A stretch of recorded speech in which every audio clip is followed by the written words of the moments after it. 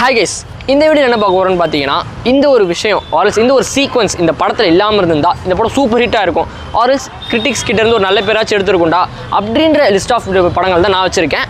அதை பார்க்கலாம் வாங்க. இந்த லிஸ்ட்டில் நம்ம ஃபர்ஸ்ட் பார்க்க போகிற படம் என்னன்னு பார்த்தீங்கன்னா தலைவர் நடிச்சு 2014 அவர் பர்த்டே அன்னைக்கு ரிலீஸ் ஆன லிங்கா படத்துக்கு தான் பார்க்க போகிறோம்.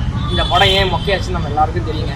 கிளைமேக்ஸில் அந்த பலூன் சீக்வன்ஸ் அதான் அதை ஒரு அவசரப்படுத்தி இந்த படத்தை முடிக்கணும் அப்படின்றதுக்காக தள்ளிட்டு போகாமல் டக்கு கொஞ்சம் நிதானமாக கிளைமேக்ஸ் லாஜிக்கான சீன் வச்சு பண்ணியிருந்தா இந்த படம் சூப்பராகவே போயிட்டு தான் சொல்லுவோம். ஏன்னா அந்த ஃப்ளாஷ்பேக் சீன் தான் பயங்கரமாக ஒரு சென்டிமெண்ட்டாக எமோஷனலாக போச்சு.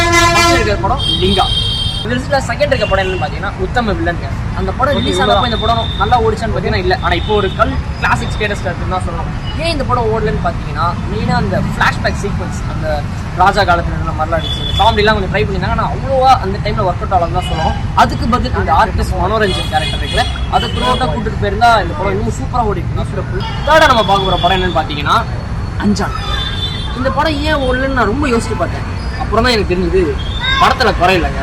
படத்துக்கு முன்னாடி ப்ரொமோஷன் ஒன்று பண்ணாரு அந்த படத்தோட டேரக்டர். அந்த டைலாக் என்னன்னா, அந்த படம் ஒர்க்கு போயிட்டு இருக்கு. நான் சொன்னேன் இதுவரை கத்துக்கிட்ட மொத்த வித்தையும் முழுசா இறக்கணும்னு நினைச்சிருக்கேன். இந்த படம் வேற படமா இருக்கும்.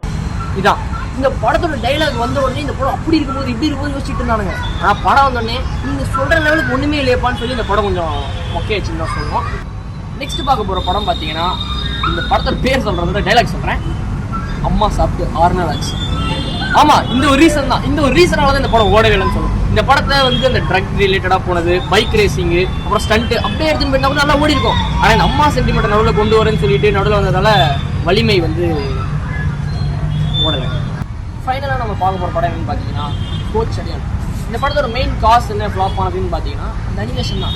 இந்த படத்தை அனிமேட் பண்ணாமல் நார்மலாக அந்த கதையில் எடுத்திருந்தாலே ஒரு பாகுபலி ரேஞ்சுக்கிறனா கூட ஓரளவுக்கு டீசெண்டாக நல்லாவே ஓடி இருக்கும். நான் அனிமேட் பண்ணுறேன்னு சொல்லி டெக்னாலஜிலாம் கொண்டு வந்து கொஞ்சம் இல்லை ரொம்பவே இந்த படத்தை ஃப்ளாப் பண்ணிட்டாங்கன்னு தான் சொல்லுவோம். So these are the list. நான் மிஸ் பண்ண படங்களை நீங்கள் கமெண்ட்டில் போடுங்க, பார்த்து தெரிஞ்சுப்போம்.